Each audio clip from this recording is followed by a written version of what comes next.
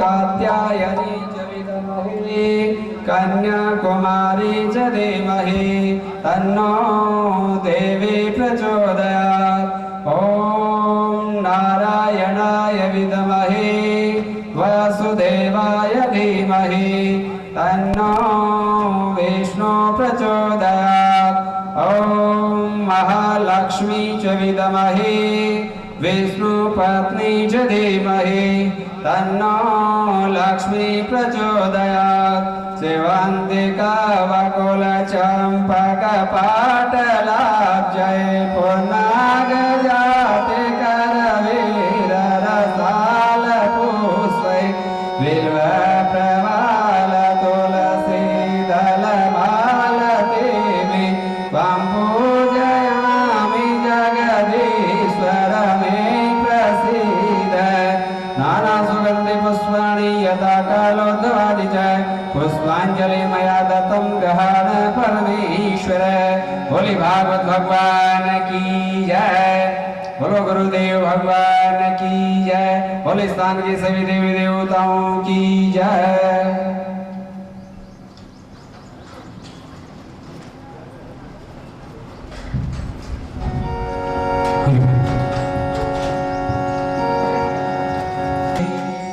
गोविंद हरे गोपाल हरे जय केशव माधव श्याम हरे गोविंद हरे गोपाल हरे जय केशव माधव श्याम हरे गोविंद हरे गोपाल हरे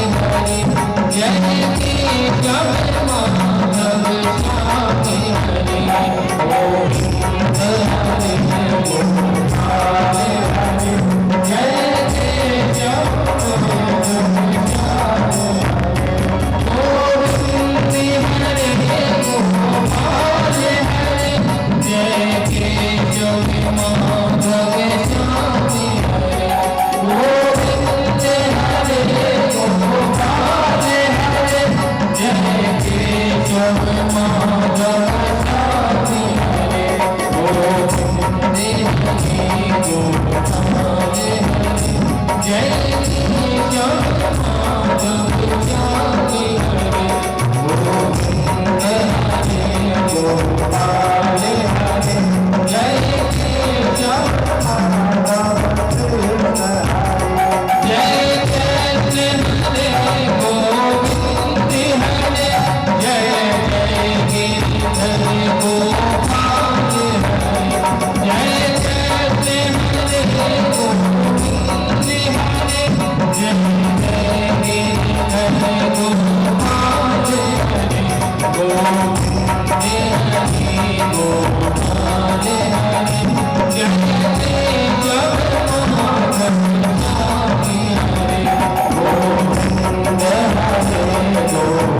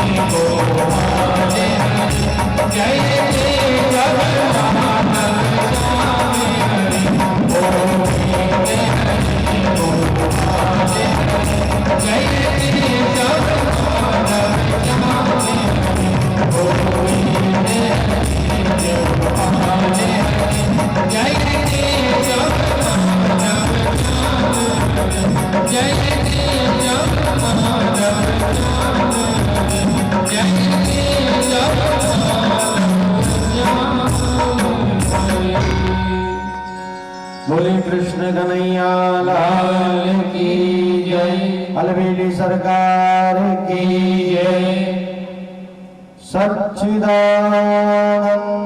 रूपाय विश्वस्योपत्यादिहेतवे तापत्रये विनाशाय श्रीकृष्णाय वयं नमः।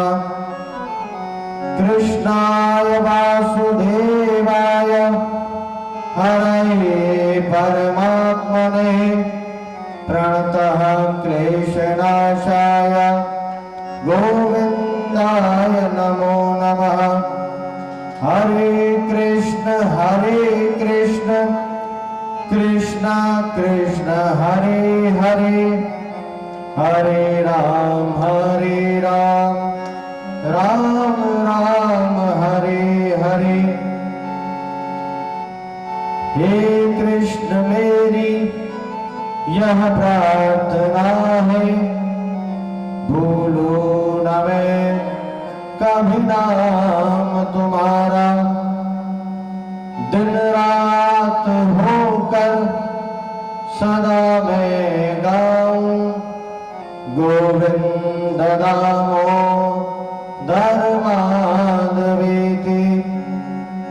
गुरुर्ब्रह्मा गुरुर्विष्णु गुरुर्देवो महेश्वरः, गुरुर्साक्षात् परब्रह्मः, तस्मै श्री गुरुवे नमः, तस्मै श्री गुरुवे नमः। श्रीमन्महागणाधिपतये नमः, श्री लक्ष्मी नारायणाभ्यां नमः, उमा महेश्वराभ्यां नमः, वाणी हिरण्यगर्भाभ्यां नमः, शची पुरंदराभ्यां नमः, इष्ट देवताभ्यो नमः, कुल देवताभ्यो नमः, ग्राम देवताभ्यो नमः, स्थान देवताभ्यो नमः, वास्तु देवताभ्यो नमः। माता पिता के चरण कमलों की जय। इस स्थान के समस्त क्षेत्रपालों को नमन करता हूँ। इस व्यासपीठ से मेरी रक्षा करें। इस स्थान के समस्त विद्वान जनों को नमन करता हूँ। अपेक्षा करता हूँ कि वे यथा योग्य सहयोग प्रदान करें। इस स्थान के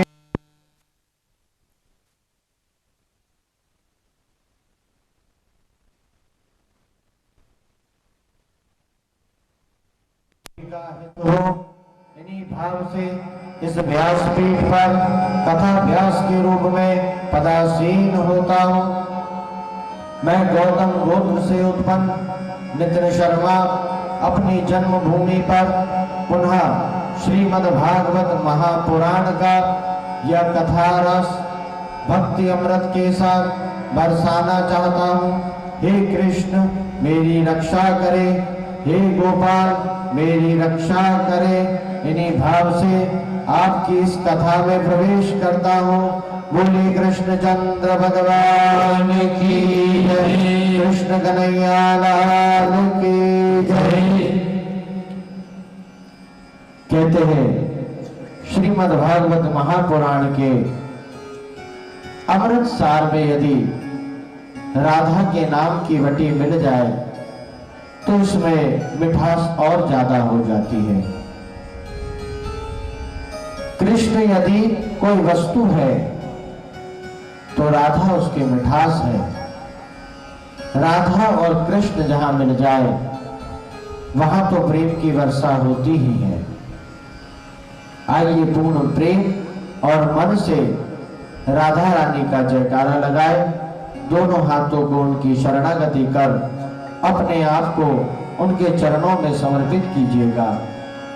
जय जय श्री राधे, जय जय श्री राधे, जय जय श्री राधे श्याम। आज मेरे लिए सौभाग्य की बात, बैतूल से हमारे चौहान साहब और माता जी पधारे।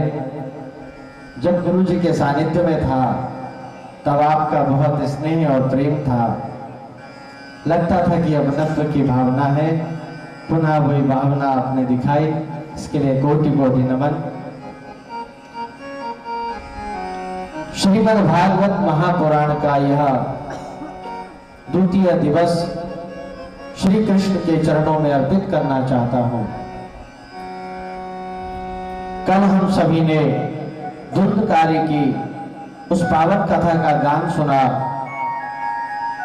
जिसका महत्व श्रीमद् भागवत महापुराण के करने और कराने का महत्व माना जाता है। धुंधकारी श्रीमद् भागवत महापुराण में एक अनूठा स्थान लिए हुए हैं। जिस तरह धुंधकारी अपनी प्रेत योनि से मुक्त हुआ, उसी तरह यदि हम सभी भी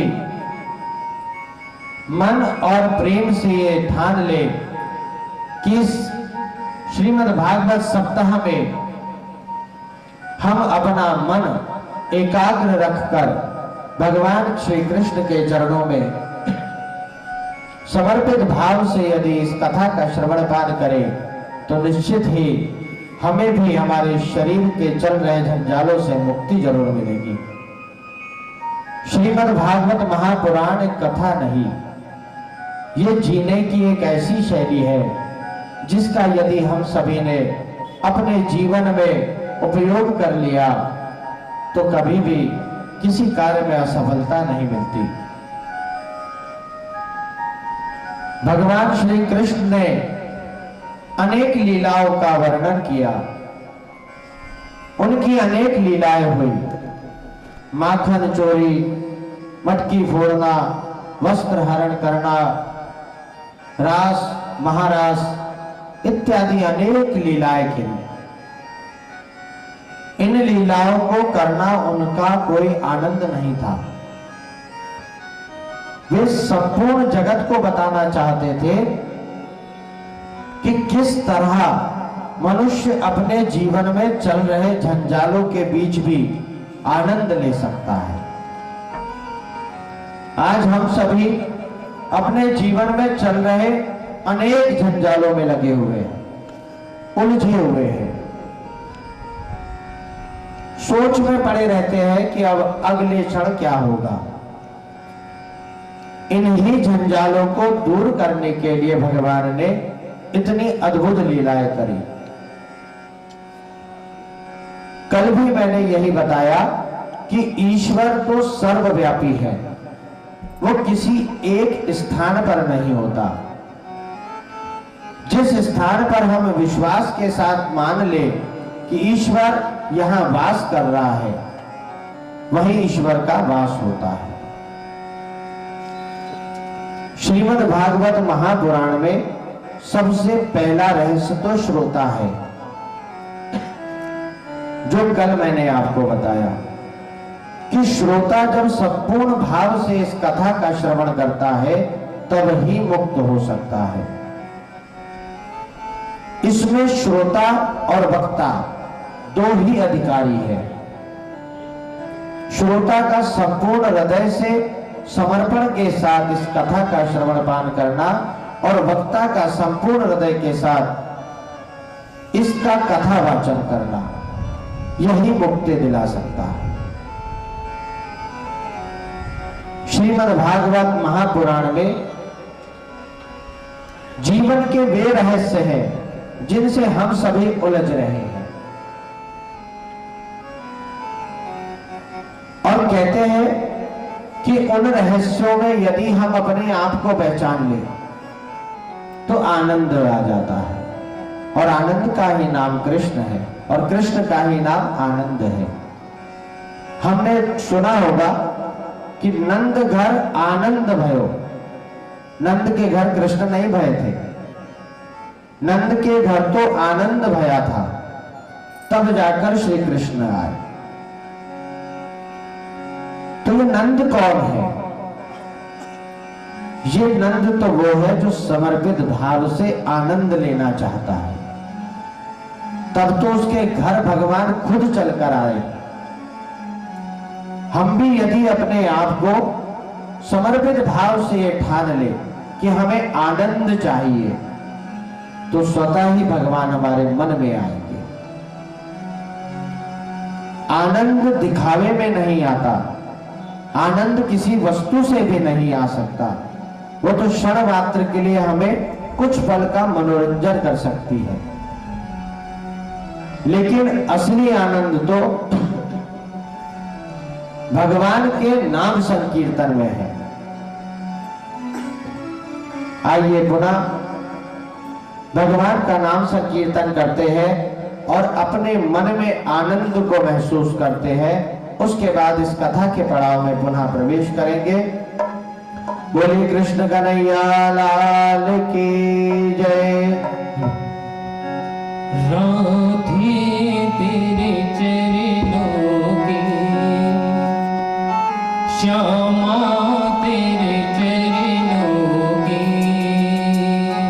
गर भूल जो मिल जाए, राधे तेरे चरणों की, श्यामा तेरे चरणों की, गर भूल जो मिल जाए, राधे तेरे चरणों की, श्यामा तेरे चरणों की, गर भूल जो मिल जाए, राधे तेरे चरणों की।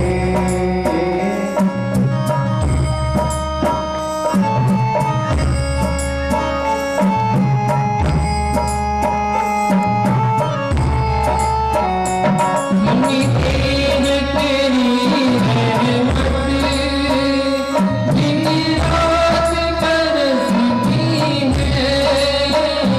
सुनते हैं तेरी रहमत, दिन रात बरसती है।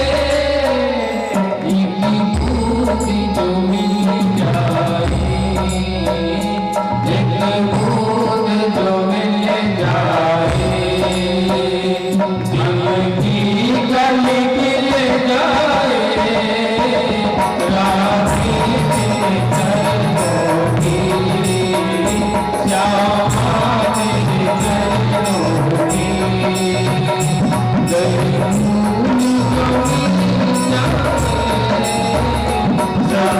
तेरे चरणों की, श्यामा तेरे चरणों की, गर भूल जो मिल जाए, सच कहता हूँ मेरी, सच कहता हूँ मेरी, तकदीर बदल जाए, श्यामा तेरे चरणों की, राधा तेरे चरणों की। ये बनी चंचल है, कैसे तेरा भजन करूं। ये मन बड़ा चंचल है, कैसे तेरा भजन करूं।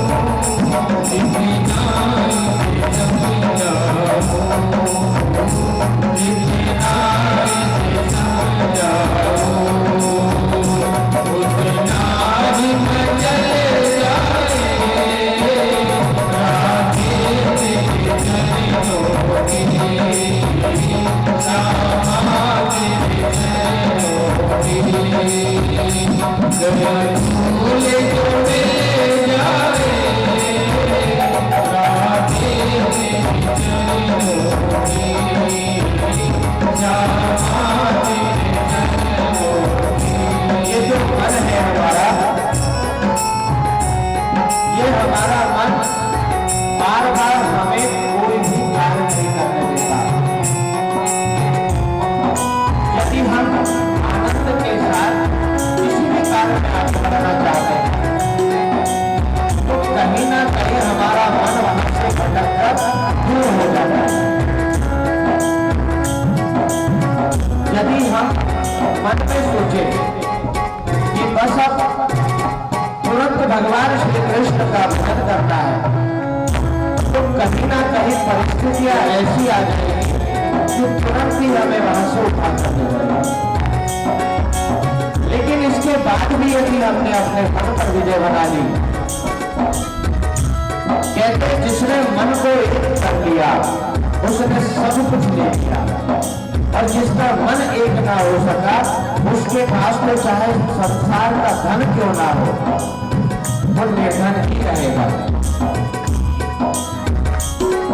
मन से बड़ा धन किसी के पास हो ही नहीं सकता। कोई पत्नी में मस्त है, कोई पैसे में मस्त है, कोई परिवार में मस्त है, लेकिन श्रीमद् भागवत बताती है कि सबसे ज्यादा मस्त कहाँ हो सकता है? वो हो सकता है श्री कृष्ण के चरण में।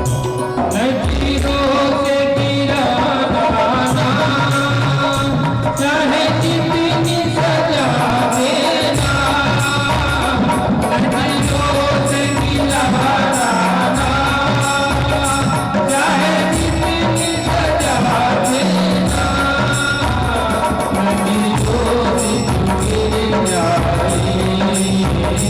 नदियों से गिर जाए, मुझे नहीं समझ पाए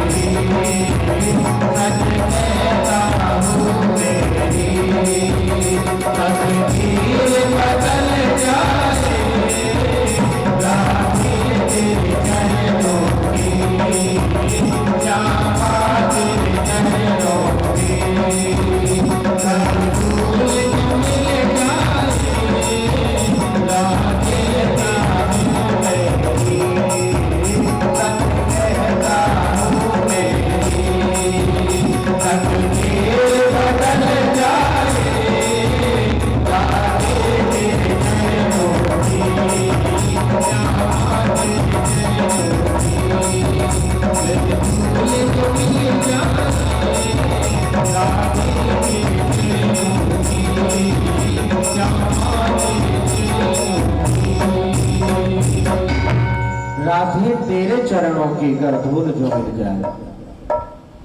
राधा कोई रूप नहीं जिसकी धूल हमें मिल जाए और हम तर जाएंगे। राधा तो आनंद को सहजने की एकाग्रता है। जब कृष्ण आनंद हो सकते हैं तो ये आनंद कब आता है? जब मन एकाग्रता में होता है।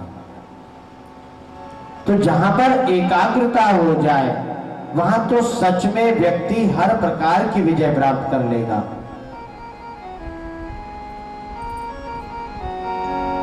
नजरों से गिर जाए, भजन में बहुत अच्छी लाइन थी कि जो नजरों से गिर जाए वो शायद ही उठ पाता है। कोई वृक्ष से गिर जाए, कोई पेड़ से गिर जाए, कुछ पल बाद सुधर जाएगा, लेकिन जब नजरों से गिर जाता है कोई तो चाहे कितने ही जतन कर ले उठ नहीं पाता। कहते हैं 100 किया एक पर भारी होता है और एक किया 100 पर भारी होता है। जब आदमी 100 अच्छे काम कर ले और एक बुरा काम हो जाए तो उसके 100 अच्छाइयां भूलकर आदमी उसकी एक गलतियां महसूस करते रहता है। उसके मन में सिर्फ वो जगह बन जाती है कि उसने कितनी बड़ी गलती करी। किसी व्यक्ति विशेष को यदि कह दिया जाए कि रात भर में ये दीवार को कलर कर देना, तो बेचारा रात भर बड़ी मेहनत से कलर करने लग जाता है। अब किसी स्थान पर यदि कोई कीला रह जाए तो उतनी जगह छूट जाती है। बड़े भाव से जब वो सुबह अपने मालिक से पूछे कि भैया कैसा लगा, मैंने रात भर इसमें मेहनत करी, तो हर व्यक्ति की आदत होती है कि वो अच्छाई नहीं देखता, उसकी बुराई देखेगा। वो फट से कह देता है ये कीले के पास की जगह छूट गई। वैसे ही हम लोगों की आदत है,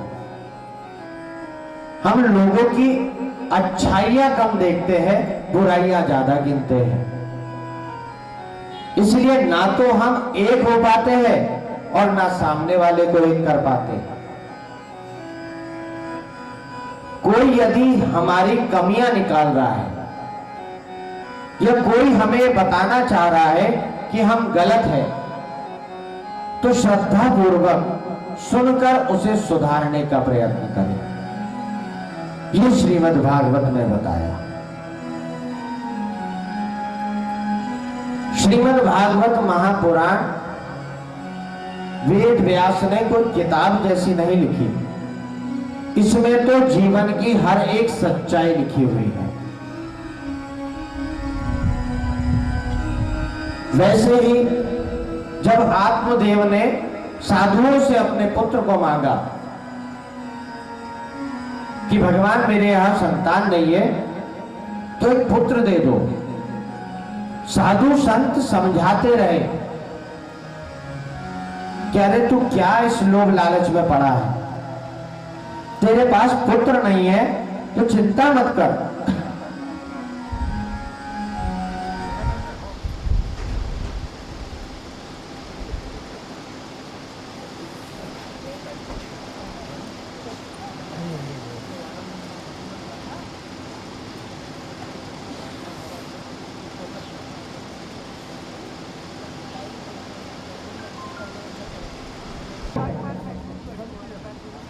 कि तू क्यों इस लोभ लालच में पड़ रहा है, तेरे संतान नहीं है, तू बढ़िया भगवान का भजन कर। लेकिन वो तो पुत्र मोह में मग्न था, उसको तो सिर्फ अपनी एक ही कमी लग रही थी कि सब कुछ मेरे पास है सिवाय पुत्र के। उसने बार बार विनय करने के बाद अंत तो गतवा पुत्र को प्राप्त कर लिया, लेकिन वो पुत्र कैसा निकला, धुंधकारी जैसा।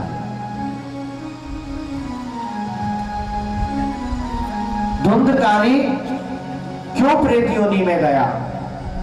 क्योंकि वो अपनी तृष्णा में लिप्त हो गया। भगवान ने हमारे शरीर में प्रत्येक अंग बहुत सुंदर ढंग से दिए, लेकिन हम उन अंगों का प्रयोग पूरी तरह से दुरुपयोग में कर रहे हैं। ईश्वर ने हमें जीभ इसलिए दी कि इस संसार का स्वाद लेकर अंत तो गतवा उसके ही स्वाद को याद रख सके, लेकिन हम अपनी जीभ में इतने मदमस्त हो जाते हैं कि अपने ही स्वाद में लगे रहते हैं, उसकी भक्ति का स्वाद तो भूल ही गए। किसी जगह पे यदि कहीं प्रसाद में हमें कोई वस्तु मिले तो हम वो वस्तु को ग्रहण करते हैं।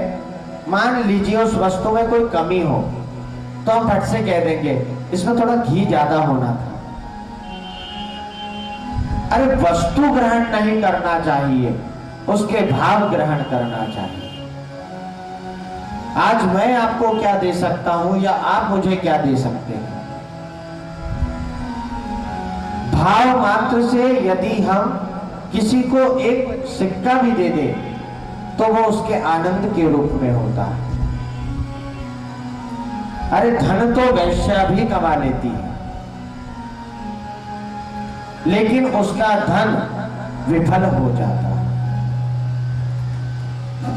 लेकिन हम अपने जीवन में यदि ये मान ले, अपने जीवन में ये जान ले कि यदि हम किसी को कुछ दे सकते हैं तो वो सिर्फ भाव, और किसी से यदि कुछ ले सकते हैं तो वो है सिर्फ भाव, इसके अलावा तो हम कुछ ले ही नहीं सकते।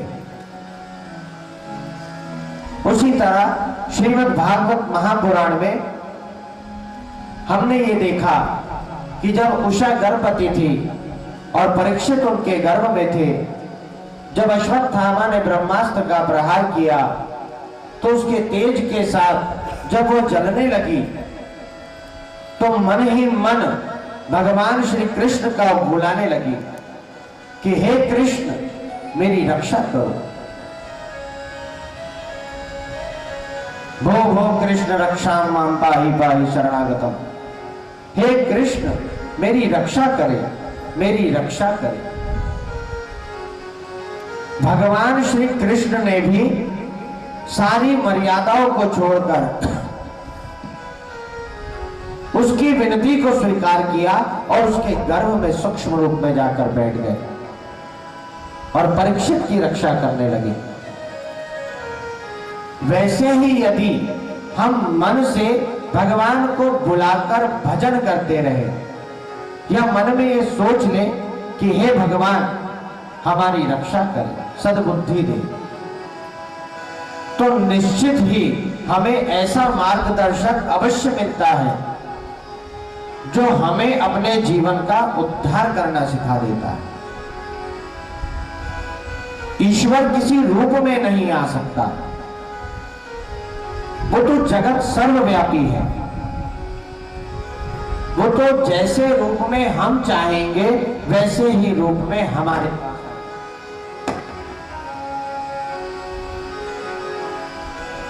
और भगवान को बुलाने का तो सबसे सरल माध्यम है हृदय। जिसका हृदय शुद्ध होगा और जिसका भाव शुद्ध होगा, भगवान तो स्वयं ही चले आएंगे। चाहे वो जिस भाव में बुलाए, उसे हर वस्तु में भगवान दिखेगा। उसी तरह जब उषा के गर्भ में अग्नि की ज्वाला जलने लगी तो भगवान ने सूक्ष्म रूप से उसके गर्भ में प्रवेश किया और परीक्षित की रक्षा करी। ये परीक्षित वो हुआ जिसने गर्भावस्था में रहने के बाद भी गर्भ का दुख नहीं भोगा, क्योंकि स्वयं श्री कृष्ण उसकी रक्षा कर रहे थे। कहते जाको राखे साइया मार सके ना को, बाल ना बाका कर सके जो जगबैरी हो। तो जिसकी रक्षा तो कृष्ण कर रहे हो तो उसे कैसे कोई मार सकता है? उसे तो मारा उसके कर्मों ने। किसी भी व्यक्ति को ना कोई जन्म देने का अधिकारी है, ना कोई मारने का अधिकारी। आदमी की मृत्यु और उसका जन्म उसके कर्म तय करते हैं। जैसे आज हमारे कर्म है, भगवान ने हमें इतना अच्छा शरीर दिया, लेकिन हम इस शरीर के साथ क्या कर रहे हैं? दिन रात अपनी क्रियाओं को बदलते जा रहे हैं। शरीर जिस वस्तु के लिए मिला, जिस जिस कर्म के लिए मिला, हम उसमें दुरुपयोग करने चले। क्योंकि कहते हैं ना, हम तो जीव से मस्त मस्त है। इसी तरह परीक्षित की रक्षा भगवान श्री कृष्ण ने करी और परीक्षित स्वयं श्रीमद् भागवत का अधिकारी हुआ। उसने सारे देवताओं से जब देख लिया कि सारे देवता जब अमृत का कलश लेकर मेरे पास आए और कहने लगे कि हे परीक्षित तू ये अमृत ले ले, लेकिन श्रीमद् भागवत हमें सुनने दें। परीक्षित भी विद्वान थे, उन्हें यह ज्ञात हो गया कि सच में श्रीमद् भागवत महापुराण उस अमृत के कलश से भी महान है। जब देवता स्वयं मुझे उसका लालच देने आ सकते हैं तो श्रीमद् भागवत तो सच में कितने महान है। परीक्षित ने भी उन्हें मना करके वहां से भगा दिया।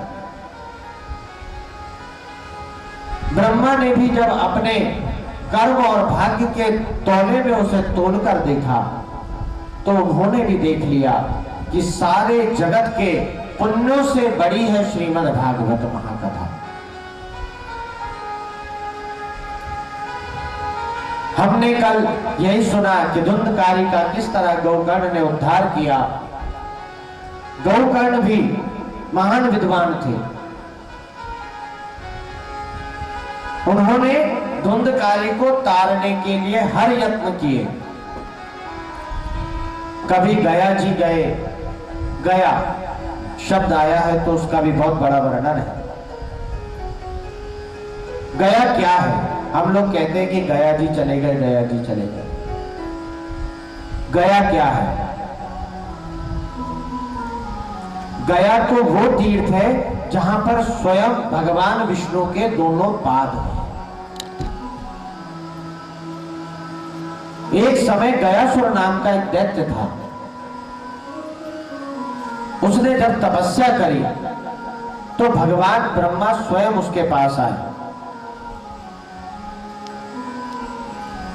और उससे कहने लगे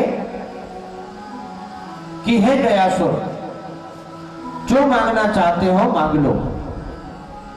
गयासुर भी इतना तपस्वी था कि उसने ब्रह्मा जी से कहा कि मैं आपसे क्या मांग सकता हूं और आप मुझे दे क्या सकते हैं? आप मांगिए आपको जो मांगना है। वो इतना तपस्वी था।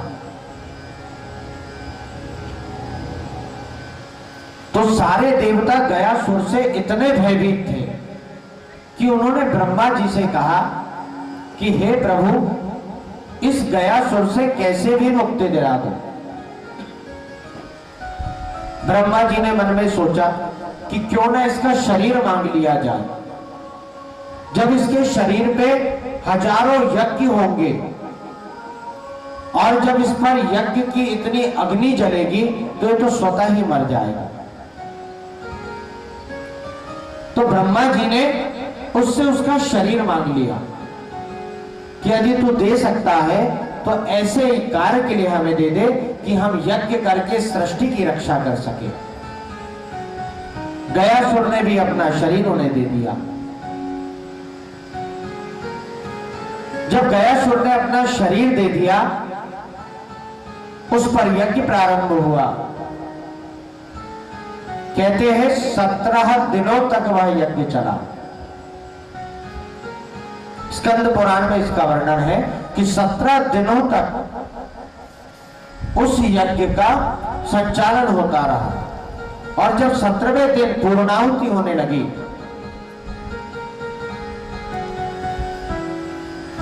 तो देखते हैं कि गयासुर तो पुनः उठने लगा। मृत्यु तो दूर, वो तो पुनः उठने लगा। सारे देवता घबरा गए, भगवान विष्णु की शरण में चले गए और कहने लगे कि हे भगवान विष्णु, हमारी रक्षा करो। ये गयासुर तो पुनः जीवित हो गया। तब स्वयं भगवान विष्णु ने अपने दोनों पैर उसकी छाती पर रखकर उसे वहां दबा दिया। उसने अंतिम समय भगवान से यही प्रार्थना करी कि हे प्रभु, आप मुझे इतना वरदान दे दो कि जो भी इस तीर्थ में आए उसके सारे पितरों को तृप्ति मिल जाए। ये है गया। तो गौकर्ण भी धुंधकारी को मुक्त करने के लिए गया जी गया, लेकिन धुंधकारी ने वहां भी प्रस्तुत होकर कह दिया कि हे गौकर्ण, तुम कितने भी यत्न कर लो, मैं मुक्त नहीं होऊंगा। अंत तो गत्वा धुंधकारी को मुक्ति मिली। तो मुक्ति कहां से? श्रीमद् भागवत महापुराण से। जब धुंधकारी ने उस 7 गांठ के पास, ये 7 गांठ क्या है? ये 7 गांठ हमारी आसक्तियां हैं। किसी को नारी की आसक्ति, किसी को पुत्र की आसक्ति, किसी को व्यवसाय की आसक्ति, किसी को जीवन की आसक्ति, किसी को सुंदरता की आसक्ति। ये आसक्तियां ही ये 7 गांठ है। तो धुंधकारी ने जैसे ही श्रीमद् भागवत महापुराण सुनी, जैसे ही वह पहले दिन में उस बांस में प्रवेश किया, तो उसकी पहली आसक्ति टूट गई, जो नारी से उसकी आसक्ति थी। इसलिए श्रीमद् भागवत महापुराण में समस्त पितरों को तारने के लिए इस 7 गांठ के धुंधकारी को रखा जाता है कि सारे पितृ श्रीमद् भागवत महापुराण का श्रवण करने के लिए इसके उस छेद में प्रवेश कर ले और धीरे धीरे उनकी हर एक आसक्ति छूट जाए। यही श्रीमद् भागवत महापुराण में हुआ। धुंधकारी की भी 7 आसक्तियां छूट गई, इसलिए वो मुक्त हो गया। कहते यदि हम हमारे मन को वश में कर ले तो हमने समझ लिए संसार की सबसे बड़ी तपस्या कर ली, क्योंकि मन ही तो बड़ा चंचल है, ये कभी समझ नहीं सकता। इसे जितना समझाओ उतना ही ये मचल मचल के हमें ऐसे कार्य करवाता। धुंधकारी भी इसी तरह का प्रेत था। वो इतना आसक्त हो चुका था, हर चीज का इतना आदी हो गया था कि उसकी तृप्ति नहीं हो पा रही थी, इसलिए वो प्रेत योनि में चला गया। गोकर्ण जी भी श्रीमद् भागवत महापुराण का सप्ताह सुनाया और उसे मुक्ति प्रदान करी। जब गोकर्ण जी ने भी श्रीमद् भागवत महापुराण का रहस्य कहा, तब सारे देवता भी स्थिर होकर उस श्रीमद् भागवत महाकथा को सुन रहे थे। अंत तो गत्वा, जैसे श्रीमद् भागवत महापुराण का समापन हुआ तो गोकर्ण को भी भगवान ने सहर्ष अपने साथ लेकर वैकुंठ दिया। ये श्रीमद् भागवत महापुराण का सार कि जो सुन ले उसकी भी 7 आसक्ति दूर हो जाती है, और जो सुना दे उसकी भी 7 आसक्ति दूर हो जाती है। यदि सुनाने वाले का मन भी लालच में भरा हुआ हो तो सुनने वाले के मन में लालच खत्म नहीं हो सकता। यह तो निर्मल कथा है।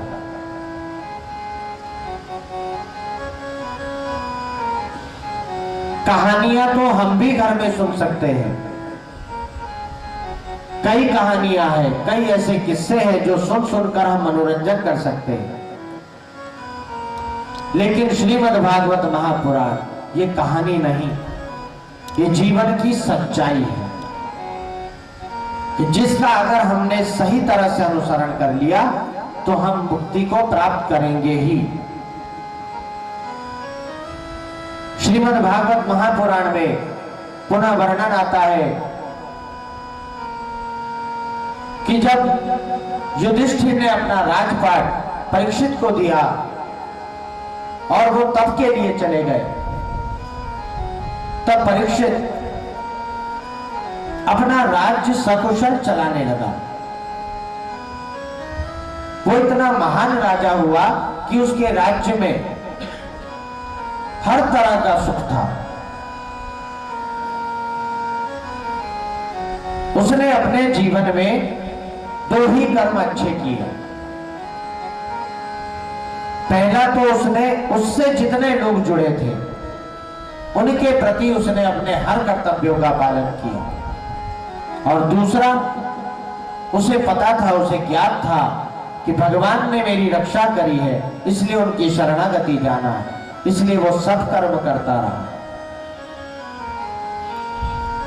श्रीमद् भागवत महापुराण भी हमें यह सिखाती है कि हम सत्कर्म कैसे करें। हर व्यक्ति चाहता है कि वो अच्छा काम करे, लेकिन कब कर सकता है? जब वो करने की भावना से भूल जाए, सिर्फ उसके हाथों हो जाए।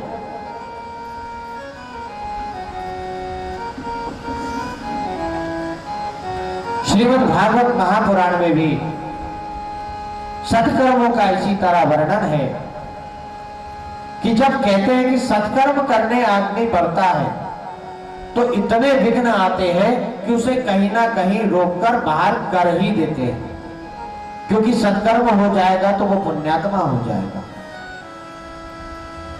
ये कलयुग है।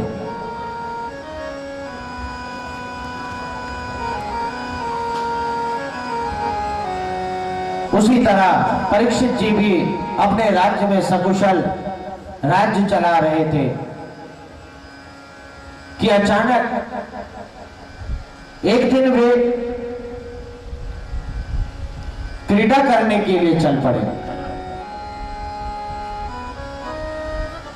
जब वे शहर क्रीड़ा के लिए निकले तो उन्होंने देखा कि एक व्यक्ति दो बैलों को, एक गाय और एक बैल, दोनों को हल में जोतकर जोर जोर से पीट रहा था।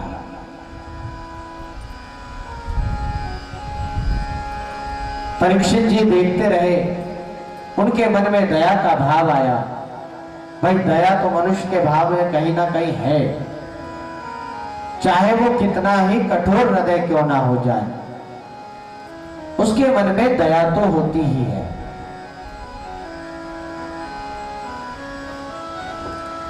परीक्षित जी भी जब वहां गए तो उन्होंने देखा कि एक आदमी हल में बुरी तरह से उस गाय और बैल को मार रहा था। वे उनके पास गए और पूछने लगे कि हे जीवो, तुम कौन हो और इतनी यातना सहन कैसे कर रहे हो? क्यों ये तुम्हें मार रहा है?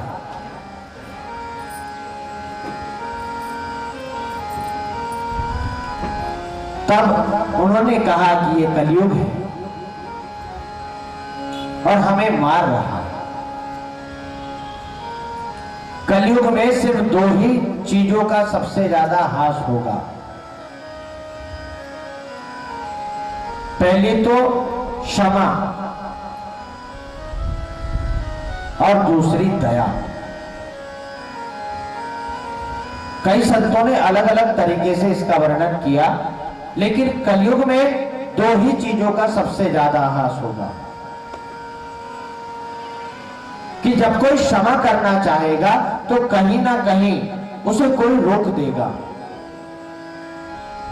कि तू ये क्यों कर रहा है, कल को ये तुझ पर हावी हो सकता है।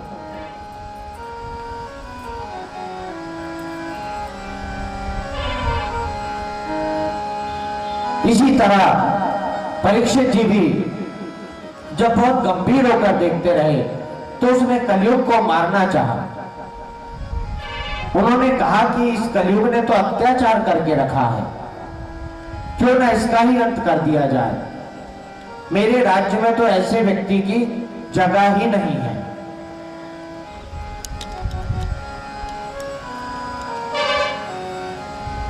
जैसे ही उन्होंने कलयुग को मारने के लिए शस्त्र उठाया तो कलयुग ने कहा कि हे प्रभु, भले मैं अत्याचारी हूं, दुराचारी हूं, लेकिन मेरे ही इस युग में मनुष्य सत्कर्म करके, दान करके भगवान की मुक्ति जरूर प्राप्त कर सकता है और भगवान के अच्छे कर्म करके वो मुक्त हो सकता है। हरि कथा का सुनना, हरि कथा का होना, यही मुक्ति दिला सकता है। और इसकी ही महत्ता श्रीमद् भागवत महापुराण में है।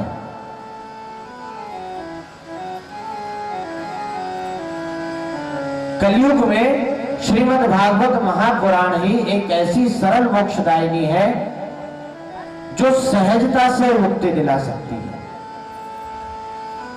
तो कलयुग बार बार विनय करने लगा कि हे महाराज, यदि आप मुझे मार देंगे तो कैसे इसमें भक्ति होगी और हर व्यक्ति अपने शरीर से मुक्त होकर भगवान के श्री चरणों में जाए। परीक्षित ने भी सोचा कि बात तो सच है। तो परीक्षित ने उन्हें 3 स्थान दिए। पहला, जहां पर जुआ होता हो। दूसरा, जहां पर स्त्री का गमन किया जाता हो। तीसरा, जहां पर सारे बुरे कर्म होते हो। तो कलयुग ने कहा कि हे भगवान, आप मुझे स्थान तो दे रहे, लेकिन सारे स्थान इतने बुरे। अरे कोई स्थान तो ऐसा दीजिए कि जहां पर मैं सकुशलता से रह सकूं। परीक्षित ने बिना सोचे समझे कह दिया कि जाओ स्वर्ण में वास करो। लेकिन वे भूल गए कि उनके मस्तिष्क में भी स्वर्ण का ही मुकुट है। जैसे ही उन्होंने कहा कि जाओ स्वर्ण में वास करो, कलयुग ने तुरंत स्वर्ण में वास कर लिया।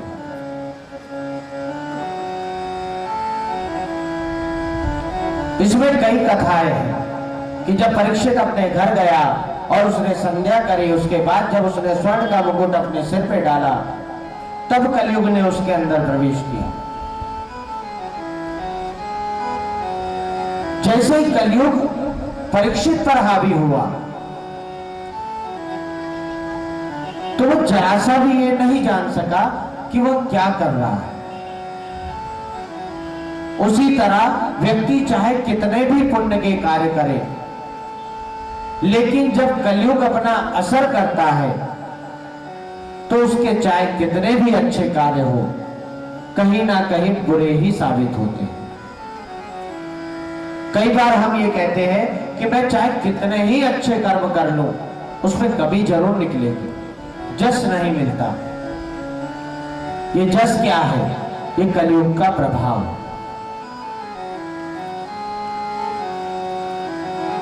कलयुग इतनी तीव्रता से हम पर हावी होता है कि हम ये भूल जाते हैं कि हम क्या कर रहे हैं। उसी तरह जैसे कलयुग परीक्षित पर हावी हुआ और परीक्षित की ओर बढ़ा, तो परीक्षित के सारे सत्कर्म वैसे ही नष्ट हो गए। जब वो आखेट के लिए निकला तो धीरे धीरे चलता हुआ वो श्रृंगी ऋषि के आश्रम में पहुंचा।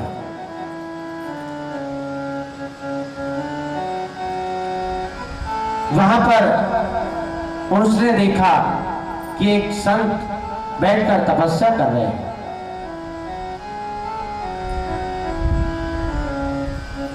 वे तप में इतने मगन हैं कि उन्हें किसी का होश नहीं। उनके द्वार पर परीक्षित पहुंचे और प्यास से व्याकुल होकर चीखने लगे कि हे साधु, हमें जल पिला दीजिए। लेकिन वो साधु तो तप में इतना विलीन था कि उसे तो कुछ होश ही नहीं। परीक्षित बार बार कहता रहा, उन्होंने बिल्कुल नहीं देखा। जब परीक्षित ने देखा कि मैं बार बार विनय कर रहा हूं और ये बिल्कुल भी मेरी तरफ नहीं देख रहे, तो उसे क्रोध आ गया। वैसे ही हम सबके साथ भी होता है। हम यदि किसी को बार बार समझाते हैं और वो नहीं समझ पाता, तो हमारे अंदर भी इतना क्रोध आ जाता है, चाहे वो हमारा अपना क्यों ना हो। उसके प्रति भी हमें इतना तेज क्रोध आ जाता है कि हम भूल जाते हैं कि वो कौन है। वैसे ही परीक्षित भी इतना क्रोधित अवस्था में हो गया कि वो भूल गया कि वो उसके सामने कौन है।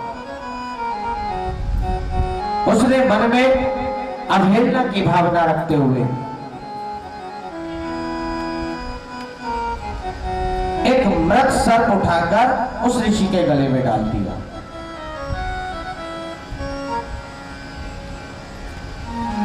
और यही दृश्य को बड़े सुंदर तरीके से मार्कंडेय ऋषि ने भी बताया है कि जब परीक्षित ने एक मृत सर्प उठाया और श्रृंगी ऋषि के गले में डाला,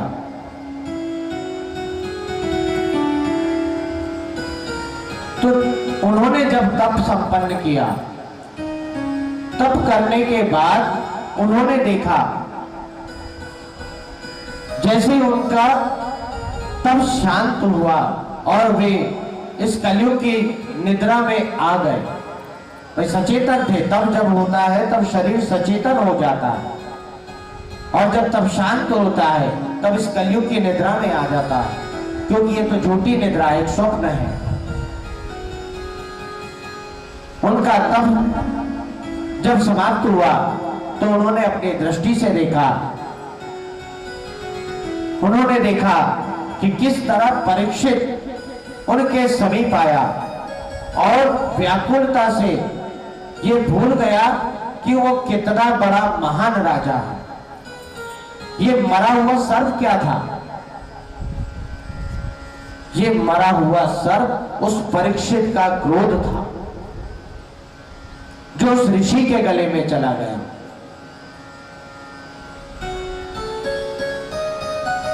हम लोग भी कभी ये भूल जाते हैं कि हमारे सामने जब कोई साधु संत जाते और वो गाते बजाते निकलते हैं तो कई बार हम एकदम खिन्न होकर कहने लग जाते हैं, अरे बंद करवा यार उसको।